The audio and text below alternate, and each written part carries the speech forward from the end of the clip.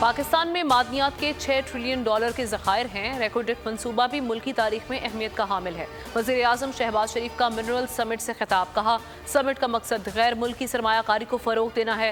تھر میں دنیا کے سب سے بڑے کوئلے کے ذخائر ہیں۔ 75 سال کے دوران ہم نے معدنی خزانے پر توجہ نہیں دی۔ ماضی کی غلطیوں سے سیکھ کر آگے بڑھنا ہوگا۔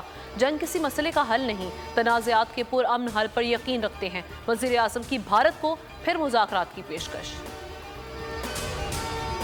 Army chief general Syed Asim Munir نے ملکی معاشی مسائل کے حل کا عزم دہرا دیا۔ پاکستان منرل سمٹ سے خطاب میں کہا معدنیاتی پروجیکٹس عوام کی ترقی کا زینہ ہیں۔ سرمایہ کار پاکستان میں چھپے خزانوں کی دریافت میں کردار ادا کریں۔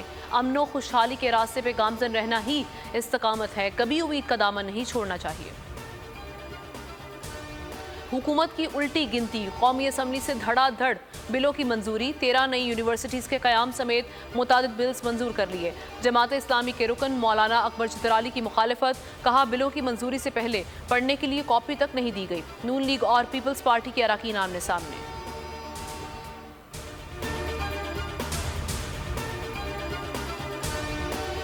ملٹری ٹرائل میں سیویلینز کے ٹرائل کے خلاف کیس کی سماعت کے لیے فل کورٹ بنے گا یا نہیں؟ سپریم کورٹ نے درخواست پر فیصلہ محفوظ کر لیا۔ عدالت کل فیصلہ سنائے گی۔ دوران سماعت اٹارنی جنرل نے فوج کے زیر حراست 102 افراد کے نام اور جرم کی تفصیلات جمع کرا دی۔ جسٹس مظاہر نقوی نے استفسار کیا کہ کس بنیاد پر 102 ملزمان کا انتخاب کیا گیا۔ قانون اجازت نہیں دیتا کہ مجمع میں سے صرف چند افراد کا انتخاب کیا جائے۔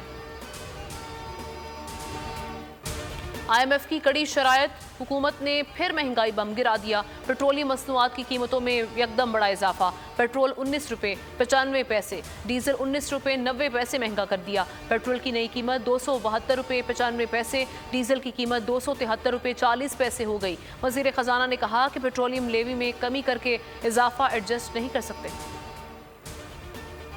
سپریم کورٹ نے توشہ خانہ کیس کی سماعت کے لیے مقرر کر دیا۔ جسٹس یحییٰ آفریدی کی سربراہی میں 3 رکنی بینچ کل سماعت کرے گا۔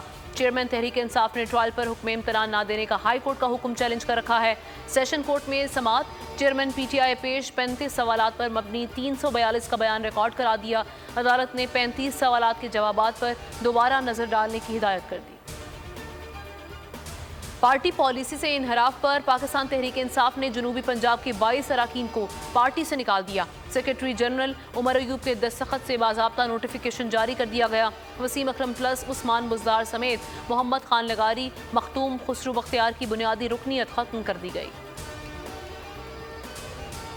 کوئٹہ میں انسداد پولیو ٹیم کی سیکیورٹی پر مامور 2 پولیس اہلکار شہید۔ واقعہ نواں کلی میں پیش آیا۔ فائرنگ سے انسداد پولیو کی ٹیم محفوظ رہی۔ وزیر اعلیٰ بلوچستان کی مذمت، رپورٹ طلب۔ اور قومی اسکواش ہیرو حمزہ خان کا وطن واپسی پر شاندار استقبال۔ ورلڈ جونیئر اسکواش چیمپئن شپ کے فاتح حمزہ خان کی سربراہی پاک فضائیہ سے ملاقات۔ Air chief marshal Zaheer Ahmed Babar Sidhu نے کہا کہ پوری قوم کو حمزہ خان پر فخر ہے۔ حمزہ خان کو کل وزیر اعظم 1 کروڑ روپے انعام دیں گے۔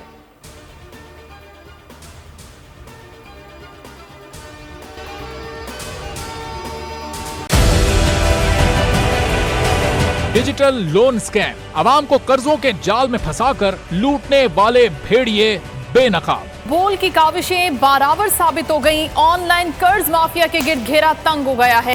بول نے دیا اپنے عوام کا ساتھ، اٹھائی اس اسکیم کے خلاف آواز۔ بول کی ڈیجیٹل لون اسکیم کے خلاف آگاہی مہم کی سب سے بڑی ٹرانسمیشن 59% عوام نے دیکھی اپنی اسکرین پر، کیونکہ بول ہے پاکستان کا نمبر 1 نیوز چینل۔